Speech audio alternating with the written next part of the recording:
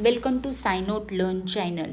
आज हम CBSE 10th का साइंस का first chapter chemical reactions and equation one shot में कंप्लीट करने वाले हैं। तो चलिए तो स्टार्ट करते हैं without wasting time. First introduction chapter का है चेंज। चेंज का मतलब क्या है? चेंज की definition, any alteration in the state, properties, composition और appearance of the substance. Substance का अगर चेंज होता है, स्टेट, फिजिकल स्टेट आपको पता है, लिक्विड, सॉलिड, गैस, देन उसके प्रॉपर्टीज़, कंपोजिशन, उसमें क्या क्या किससे बना है वो, कंपोजिशन उसका, देन अपीयरेंस, वो दिखने में कैसा है, ये अगर चेंज होता है तो उसको हम क्या बोलने वाले हैं? चेंज। ये अल्टर होता है तो उसको क्या बोलने वाले हैं? चेंज। चेंज की डेफिनेशन, चेंज के दो टाइप्स है मेनली, फिजिकल चेंज और chemical change. Physical change, a change where the form of substance altered but chemical identity same. Chemical identity अगर हमने देखा तो वो सेम होती है, लेकिन उसका फॉर्म चेंज होता है, अल्टर होता है। एग्जाम्पल में आपको दिख रहा है मेल्टिंग ऑफ आइस।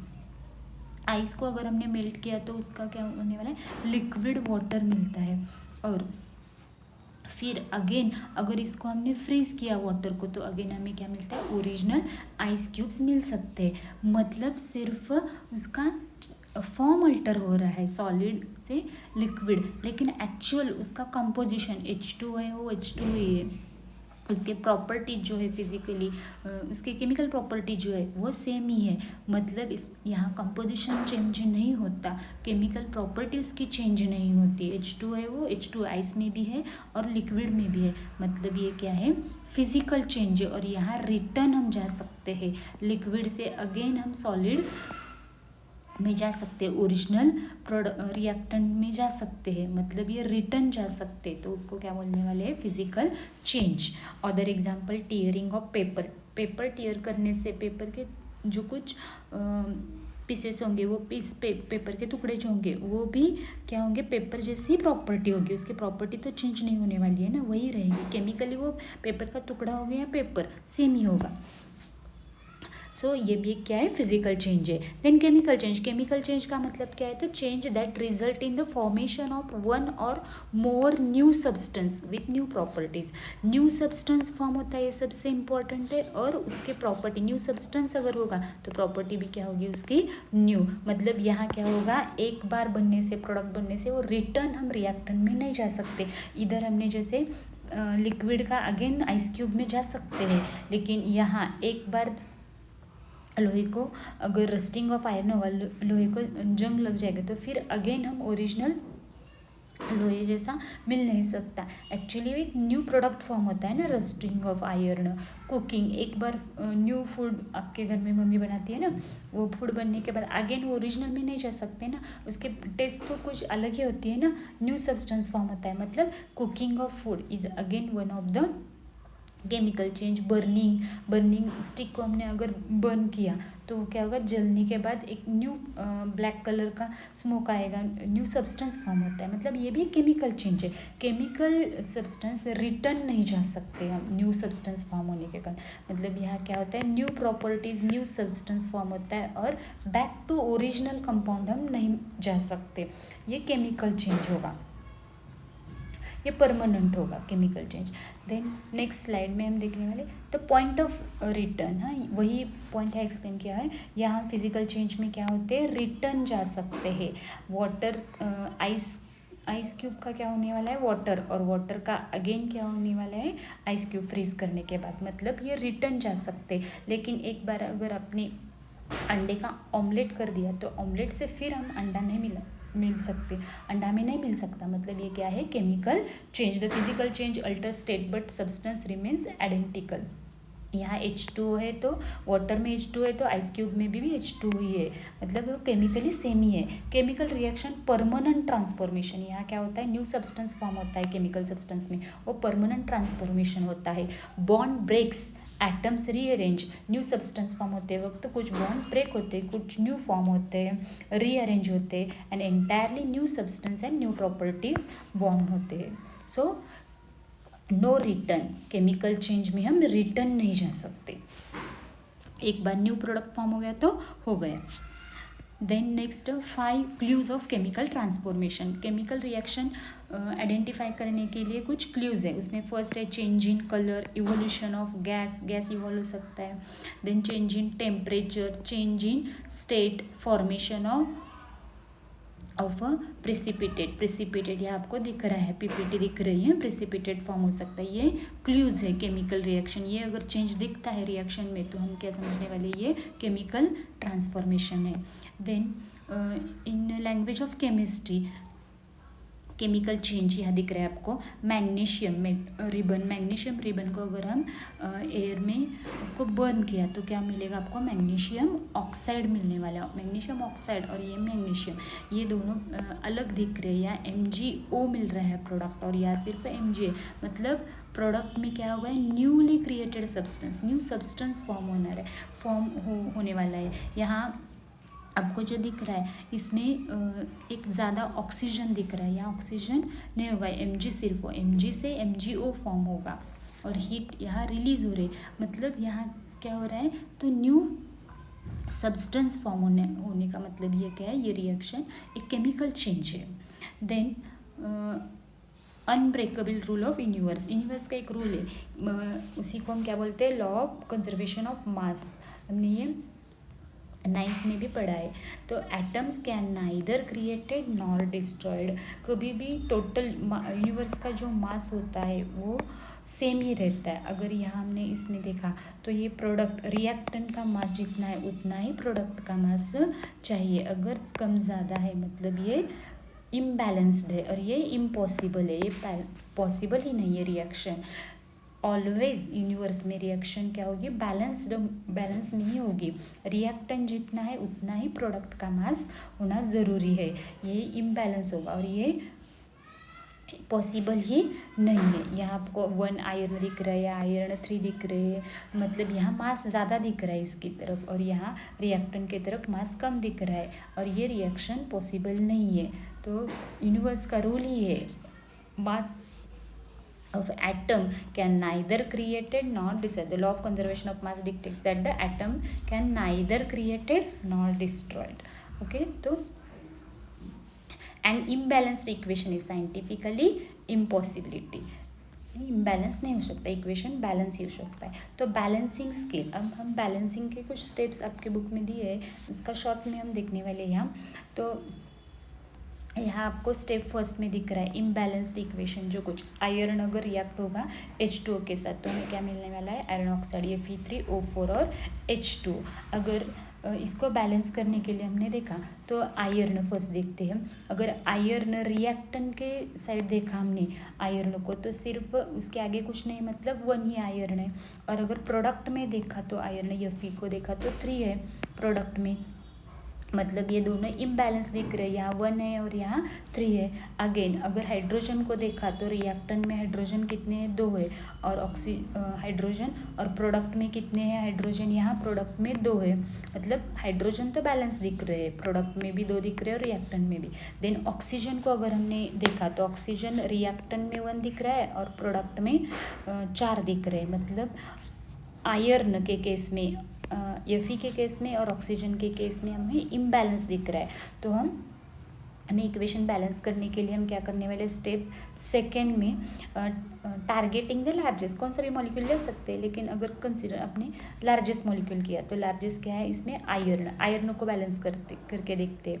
तो आयरन यहाँ प्रोडक्ट में 3 है, तो एक्चुअल फॉर्मूला जो होता है ना मेन, वो कभी हम अल्टर नहीं कर सकते, उसको चेंज नहीं कर सकते। तो Fe3O4 वो एज इट इज़ वही रहेगा। यहाँ एलिमेंट और उसके जो एक्चुअल फॉर्मूले होते हैं कंपाउंड के वो चेंज नहीं हो सकता, सिर्फ उसके आगे आप कोएफिशिएंट चेंज कर सकते हो। तो आयरन Fe3O4 तो यही रहेगा। तो 3Fe को बैलेंस करने के लिए हम क्या करने वाले, Fe भी वही रहेगा, उसके आगे हम कोएफिशिएंट लगा सकते हैं। तो 3 लगाने से क्या होगा, यहाँ भी 3 होगा, यहाँ भी 3, मतलब 3 Fe सेम हो जाएगा। फिर Fe बैलेंस होने के बाद अभी हमें क्या दिख रहा है, तो ऑक्सीजन, यहाँ ऑक्सीजन 4 है और यहाँ भी 4 है। देन H2 हाइड्रोजन अगर देखा तो यहाँ 8 हाइड्रोजन दिख रहे हैं और यहाँ 2 ही दिख रहे हैं। तो फिर नेक्स्ट स्टेप में हम क्या करने वाले, यहाँ आयरन बैलेंस हो गया, ऑक्सीजन बैलेंस हो गया, लेकिन हाइड्रोजन अभी इम्बैलेंस है। रिएक्टेंट में 8 हाइड्रोजन है और प्रोडक्ट में 2 ही है, इसीलिए हम क्या करते हैं, नेक्स्ट फाइनल स्टेज में क्या करने वाले, आयरन तो बैलेंस हो गया, ऑक्सीजन भी बैलेंस हो गया, अब हाइड्रोजन बैलेंस करने के लिए हम क्या करने वाले हैं, रिएक्टेंट में हाइड्रोजन 8 ही है, प्रोडक्ट में करने के लिए हम उसको क्या करेंगे, मल्टीप्लाई बाय 4 से मल्टीप्लाई करने से क्या होगा, हाइड्रोजन भी बैलेंस होगा। तो आयरन प्रोडक्ट में 3, रिएक्टेंट में 3, हाइड्रोजन प्रोडक्ट में 3, रिएक्टेंट में 3, ऑक्सीजन रिएक्टेंट में 4 और प्रोडक्ट में 4, मतलब ये टोटल क्या हो गया, इक्वेशन बैलेंस्ड हो गया।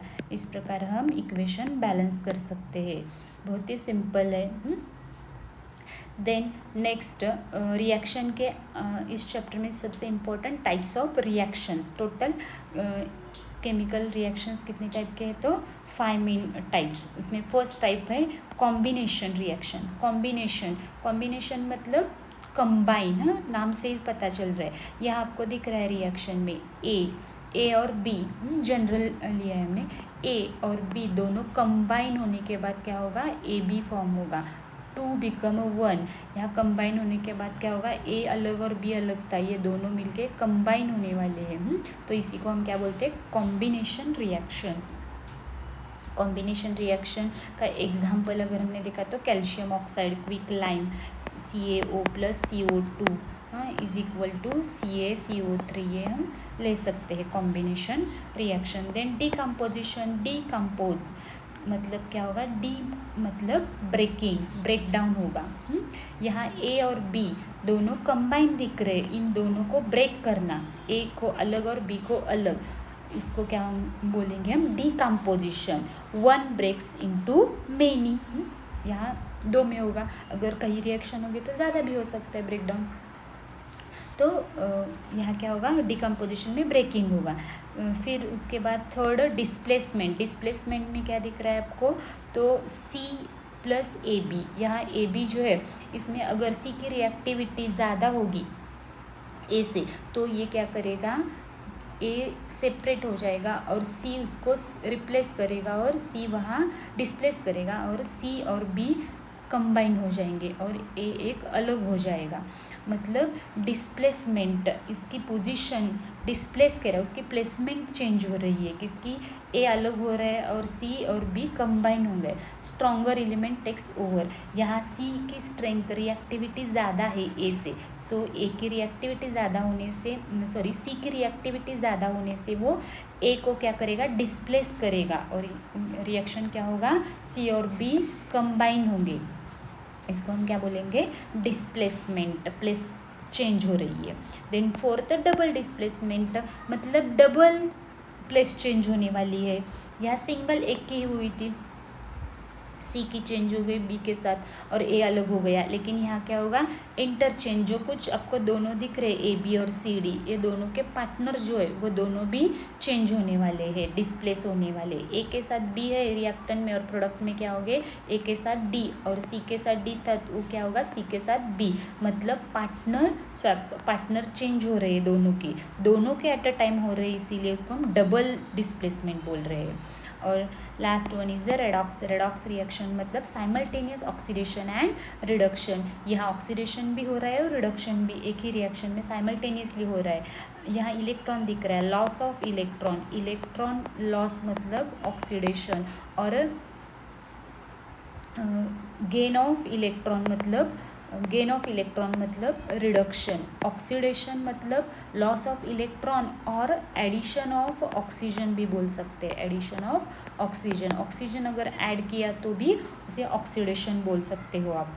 देन हाइड्रोजन अगर ऐड किया तो उसको रिडक्शन बोल सकते हो, और गेन ऑफ इलेक्ट्रॉन उसको भी हम रिडक्शन बोल सकते हैं। तो ऑक्सीडेशन रिडक्शन दोनों जिस रिएक्शन में होते हैं उसको क्या बोलते हैं, रिडॉक्स।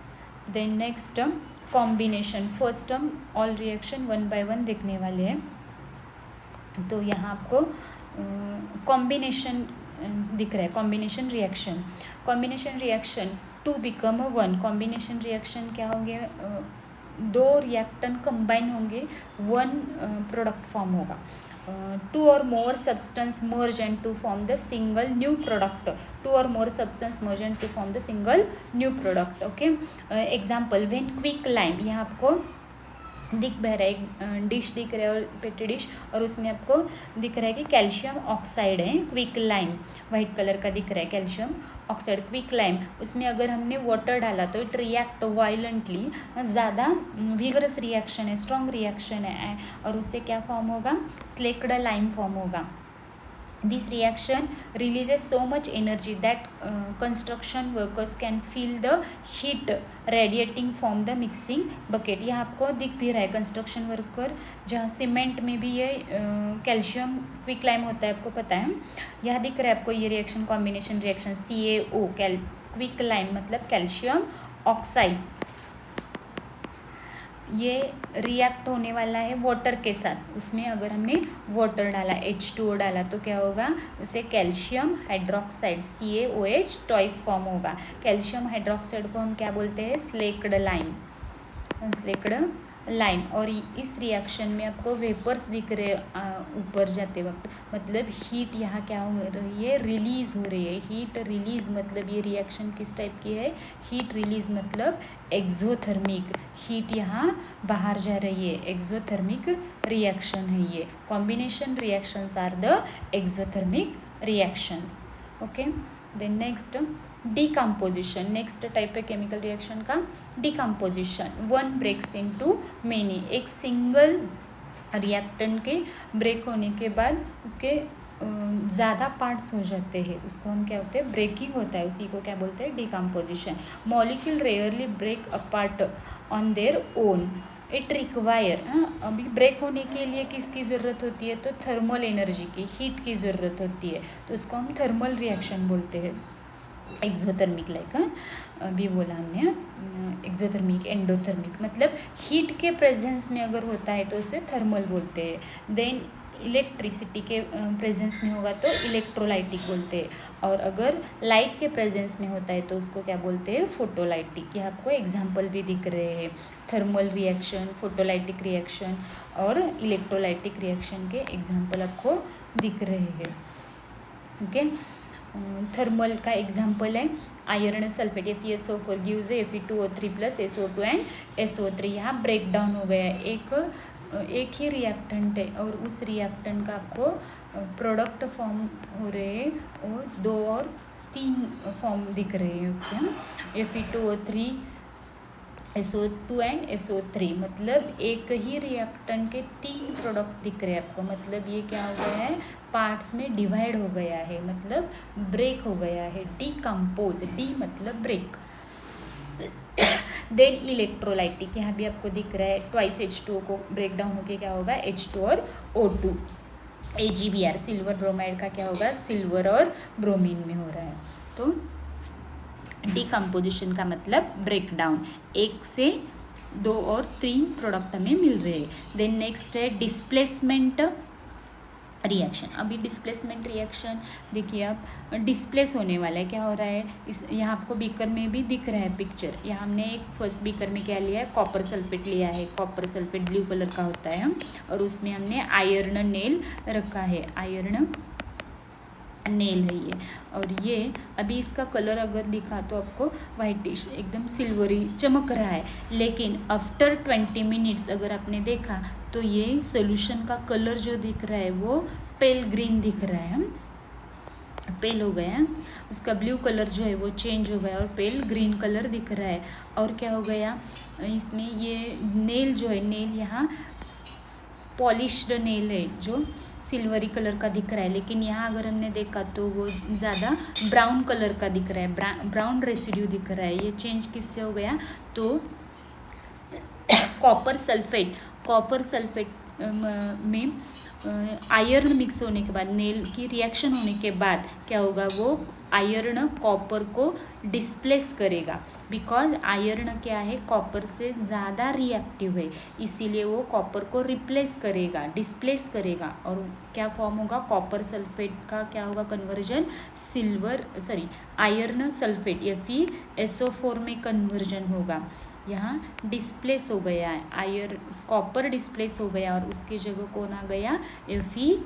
तो फॉर्म क्या होगा प्रोडक्ट में, FeSO4 और कॉपर साइड हो जाएगा बिकॉज आयरन ज़्यादा रिएक्टिव है। यहाँ आपको दिख भी रहा है copper sulphate CuSO4 blue colour का होता है। आफ्टर 20 मिनट्स रिएक्शन होने के बाद क्या होगा, आयरन कॉपर सल्फेट को डिस्प्लेस करेगा और फेरस सल्फेट फॉर्म होगा। ये है डिस्प्लेसमेंट रिएक्शन, सिंगल डिस्प्लेसमेंट। अभी double displacement reaction, double displacement reaction में आपको दिख रहा है कि दो उसके दोनों पार्टनर जो होते हैं वो दोनों भी क्या होते हैं, एक्सचेंज होते हैं। यहाँ आपको लीड नाइट्रेट, यहाँ बीकर में आपको दिख रहा है lead nitrate PbNO3 twice react हो रहा है, किसके साथ रिएक्ट हो रहा है, तो वो रिएक्ट हो रहा है पोटेशियम आयोडाइड के साथ। रिएक्ट होने के बाद हमें क्या मिल रहा है, तो न्यू प्रोडक्ट, और दोनों भी क्या हो रहे हैं, डिस्प्लेस हो रहे हैं। ये रिएक्शन डबल डिस्प्लेसमेंट रिएक्शन है। इसकी रिएक्शन हम देखते हैं तो PbNO3 ट्वाइस क्या है, lead nitrate react with Ki potassium iodide. हमें क्या मिलने वाला है प्रोडक्ट, बैलेंस्ड लिखते हैं हम, उससे क्या मिलने वाला है product 2PbI lead iodide plus क्या मिलने वाला है पोटेशियम नाइट्रेट। हाँ, यहाँ Pb और NO3, Pb का पार्टनर NO3 है, लेकिन यहाँ अगर प्रोडक्ट में देखा तो लीड का पार्टनर कौन है, आयोडाइड, मतलब पार्टनर इसका चेंज हो गया। यहाँ Ki पोटेशियम का पार्टनर कौन है, आयोडीन, लेकिन प्रोडक्ट में अगर देखा तो पोटेशियम का पार्टनर कौन है, नाइट्रेट NO3, मतलब दोनों के पार्टनर जो है वो एक्सचेंज हो रहे। Two compounds exchange their ions and to form entirely new compounds. PbNO3 का कन्वर्जन Pbi में होगा और Ki का कन्वर्जन KNO3 में होगा, मतलब ये डबल डिस्प्लेसमेंट, दोनों आयंस का एक्सचेंज हो रहा है, तो इसको क्या बोलने वाले हैं, double displacement reaction. Then next flow of thermal energy. Thermal energy अगर हमने देखा तो एनर्जी जब रिलीज होती है रिएक्शन से तो उसको हम क्या बोलने वाले, एक्सोथर्मिक। एक्सो को मेमोराइज करने के लिए एग्जिट आप दिमाग में रख सकते हो। एग्जिट का मतलब एक्सोथर्मिक, एग्जिट बाहर, रिमूव होती है एनर्जी, जब रिलीज होती है एग्जिट होती है तब उसको क्या बोलते हैं, एक्सोथर्मिक। और एंडो मतलब ऐड हो रहा है, एंडो मतलब ऐड होना, और absorb, heat is absorb to form surrounding, surrounding से अंदर ऐड हो रहा है, एब्सॉर्ब हो रहा है, तो इसको क्या बोलने वाले हैं हम, एंडोथर्मिक एब्सॉर्ब। और एक्सोथर्मिक में रिलीज होती है, एग्जिट होती है, रिलीज होती है, उसको क्या बोलने वाले, एक्सोथर्मिक। यहाँ आपको रिएक्शन भी दिख रही है, रिस्पिरेशन रिएक्शन आपको पता है, C6H12O6 plus 6O2 is equal to 6CO2 plus 6H2। यहाँ एनर्जी प्रोडक्ट में दिख रही है, इसका मतलब ये क्या हो रही है, एनर्जी रिलीज हो रही है। एनर्जी रिलीज मतलब एक्सोथर्मिक। और यहाँ अगर हमने एग्जांपल देखा तो कैल्शियम कार्बोनेट का भी एग्जांपल हम लिख सकते हैं। CaCO3 बुक में दिया है, CaCO3 give CaO plus CO2। इस रिएक्शन में एरो के ऊपर हमें हीट दिखने वाला है, हीट, ट्रायंगल का मतलब हीट होता है। हीट, इस रिएक्शन को अगर हमने हीट प्रोवाइड किया तो उसका ब्रेकडाउन होगा, डिकम्पोजिशन रिएक्शन। या हीट हम ऐड करते, हीट ऐड होता है मतलब एब्सॉर्ब होता है, और एब्सॉर्ब होने से क्या बोलते हैं हम, endothermic. Okay, next redox, last reaction type से रेडॉक्स। रेडॉक्स मतलब simultaneous oxidation and reduction. Oxidation and reduction always happen together. If substance is oxidised other must reduced. एक सब्सटेंस अगर ऑक्सीडाइज हो रहा है तो अदर क्या होगा, रिड्यूस्ड। ये आपको एक रिएक्शन दिख रहा है, CaO plus H2O, Ca calcium copper oxide, copper oxide का कन्वर्जन कॉपर में हो रहा है। यहाँ से ऑक्सीजन क्या हो रहा है, लॉस ऑफ ऑक्सीजन। ऑक्सीजन का लॉस मतलब ये क्या कर रहा है, ये रिड्यूस हो रहा है, यहाँ लिखा भी है रिडक्शन। कॉपर का क्या हो रहा है, रिडक्शन, बिकॉज ऑक्सीजन यहाँ से क्या हो रहा है, लॉस हो रहा है। और H2 में, हाइड्रोजन में ऑक्सीजन क्या हो रहा है, ऐड हो रहा है, ऐड ऑफ ऑक्सीजन, ऑक्सीजन यहाँ ऐड हो रहा है और फॉर्म क्या हो रहा है H2, मतलब जहाँ ऑक्सीजन ऐड हो रहा है उसको क्या बोलने वाले हैं ऑक्सीडेशन, यहाँ लिखा है ऑक्सीडेशन, गेन ऑफ ऑक्सीजन, और रिडक्शन मतलब लॉस ऑफ ऑक्सीजन। यहाँ आपको इस रिएक्शन में दिख भी रहा है कॉपर ऑक्साइड का क्या हो रहा है रिडक्शन, और H2O का क्या हो रहा है ऑक्सीडेशन। गेन ऑफ ऑक्सीजन मतलब ऑक्सीडेशन, लॉस ऑफ ऑक्सीजन मतलब रिडक्शन। ये दोनों रिएक्शन साइमल्टेनियसली एक ही बार हो रहे, एक ऑक्सीडाइज हो रहा है और एक रिड्यूस हो रहा है, इसी को हम क्या बोलते हैं redox reaction. Oxygen gains the oxygen oxidation में, और ऑक्सीडेशन को हम क्या बोल सकते हैं ऑक्सीडेशन रिएक्शन में हाइड्रोजन लूज होगा तो भी उसको हम ऑक्सीडेशन बोलते हैं। गेन ऑफ ऑक्सीजन मतलब ऑक्सीडेशन, लॉस ऑफ हाइड्रोजन मतलब ऑक्सीडेशन, लॉस ऑफ इलेक्ट्रॉन मतलब ऑक्सीडेशन। ये तीनों केस में भी कुछ भी होगा तो उसको क्या बोलने वाले हैं हम ऑक्सीडेशन। अगर ऑक्सीजन लूज होता है, गेन ऑफ हाइड्रोजन होता है और गेन ऑफ इलेक्ट्रॉन होता है, इन तीनों केस को हम क्या बोलने वाले हैं रिडक्शन। अगर हमें ऑक्सीजन लूज होते दिखा तो उसको रिडक्शन बोलेंगे, हाइड्रोजन गेन हुआ तो भी रिडक्शन, और इलेक्ट्रॉन गेन हो गए तो भी इसको रिडक्शन, और अपोजिट टू रिडक्शन ऑक्सीडेशन बोल सकते हैं। Okay, then last corrosion.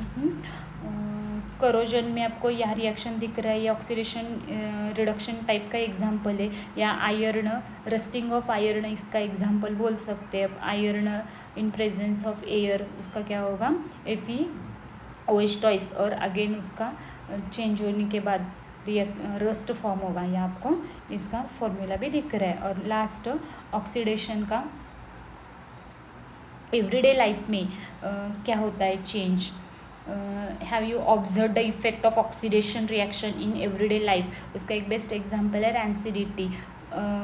Rancidity में क्या होता है तो spoilage of fat and chemically spoilage होता है फैट और ऑयल का। Fat and oils in the food undergo the aerial oxidation, food का ऑक्सीडेशन होता है, एयर में जो कुछ ऑक्सीजन होता है उससे क्या होता है फूड का ऑक्सीडेशन होता है और वो ख़राब हो जाता है, उसका स्मेल उसका टेस्ट चेंज होता है, उसी को हम क्या बोलते हैं रैंसिडिटी और स्पॉइलेज, ख़राब होना।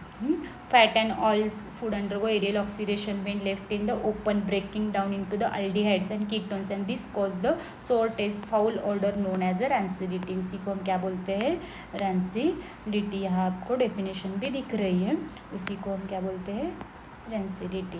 और यहाँ आपको एक पैक दिख रहा है, आप सभी पैकेट में जो कुछ वेपर्स होते हैं वो वेपर्स का इमेज दिख रहा है आपको, ये वेपर्स खाते, लेकिन जब पैक करते वक्त जो कुछ पैक करते हैं स्टोर वाले, वो पैक करने के पहले क्या करते हैं उस वेपर में जो कुछ पैकिंग जो होता है उसको पहले नाइट्रोजन गैस से एक्सपोज करते हैं। उससे क्या होगा उस पैक में जो कुछ ऑक्सीजन होगा वो ऑक्सीजन रिमूव होगा, और ऑक्सीजन बाहर जाने के बाद ये फ्री ऑफ ऑक्सीजन जो पैक होता है, फ्री ऑक्सीजन फ्री पैक जो होता है उसमें फिर वे वेपर्स डाले जाते हैं। इसलिए इससे क्या होगा ऑक्सीजन फ्री होने के कारण वो ज़्यादा दिन स्टोर रहेगा, उसका ऑक्सीडेशन नहीं होगा, मतलब रैंसिडिटी वो ख़राब होकर उसका स्मेल टेस्ट चेंज होता है ऑक्सीडेशन के कारण। लेकिन अगर हमको उसको नाइट्रोजन से एक्सपोज किया, एक्सपोजर ऑफ नाइट्रोजन अगर उस पैक को दिया और फिर उसमें वेपर्स डालने से क्या होगा ऑक्सीडेशन रिएक्शन नहीं होगा। ओके, देन लास्ट ये स्लाइड भी बहुत इंपॉर्टेंट है, आपको MCQs में वगैरह पूछ सकते हैं। कौन सी भी रिएक्शन अगर एग्जांपल हम एक लेते हैं रिएक्टिविटी सीरीज़, ये आपको पता होना चाहिए, तो इसके लिए एक ट्रिक है, इसीलिए मैंने ये स्लाइड रखा है यहाँ लास्ट में। जिंक और कॉपर सल्फेट की अगर रिएक्शन हुई तो हमें क्या प्रोडक्ट मिलने वाला है तो जिंक सल्फेट प्लस कॉपर ये रिएक्शन मिलने वाली है। यहाँ क्या करने वाला है कॉपर को जिंक रिप्लेस करता है, डिस्प्लेसमेंट रिएक्शन भी है। लेकिन अगर उल्टा अगर हमने किया क्या तो कॉपर प्लस ZnSO4 अगर ये रिएक्शन किया तो उसका प्रोडक्ट कॉपर सल्फेट नहीं मिलने वाला, ये रिएक्शन नहीं होती, नो रिएक्शन। इसका रीज़न क्या है रिएक्शन ये नहीं होता, बिकॉज इसका रीज़न ये है कि जिंक जो है वो ज़्यादा रिएक्टिव है कॉपर से, तो वो इजीली कॉपर को रिप्लेस करेगा और क्या फॉर्म होगा, जिंक सल्फेट फॉर्म होगा। लेकिन यही रिएक्शन कॉपर के साथ पॉसिबल नहीं है। कॉपर जिंक सल्फेट में से जिंक को रिप्लेस नहीं कर सकता, मतलब ये रिएक्शन पॉसिबल नहीं है। इसका रीज़न यही है कि रिएक्टिविटी ऑर्डर, मेटल की रिएक्टिविटी ऑर्डर होती है। यह आपको रिएक्टिविटी ऑर्डर भी दिख रही है, वही उसी रिएक्टिविटी ऑर्डर के साथ हम अगर जाते हैं तो वो रिएक्शन पॉसिबल है। यह आपको दिख रहा है। First potassium sodium calcium magnesium aluminium carbon zinc iron tin lead hydrogen copper silver और गोल्ड। सबसे लेस रिएक्टिव कौन है तो गोल्ड है, और सबसे ज़्यादा हाईली रिएक्टिव कौन है तो पोटेशियम। हाईली रिएक्टिव पोटेशियम है, और वो इजीली किसी को भी डिस्प्लेस कर सकता है। तो ये मेमोराइज हो नहीं सकता रेगुलरली, तो इसीलिए ये लाइन दी है। प्लीज़ स्टॉप, प्लीज़ का पी इंडिकेट करेगा पोटेशियम को, स्टॉप का यस इंडिकेट करेगा सोडियम को। इसी तरह से please stop calling me a careless zebra का जेड मतलब zinc. Instead try learning how copper saves the gold. इसी प्रकार के ये लाइन मेमोराइज करने से आपको ये सारे मेटल्स की सीरीज़ मेमोराइज होगी। ओके, इस वीडियो से आपको फर्स्ट चैप्टर आपका क्लियर कंप्लीट हो गया है। तो प्लीज़ अगर आपको ये वीडियो अच्छा लगा हो तो लाइक शेयर सब्सक्राइब कीजिए।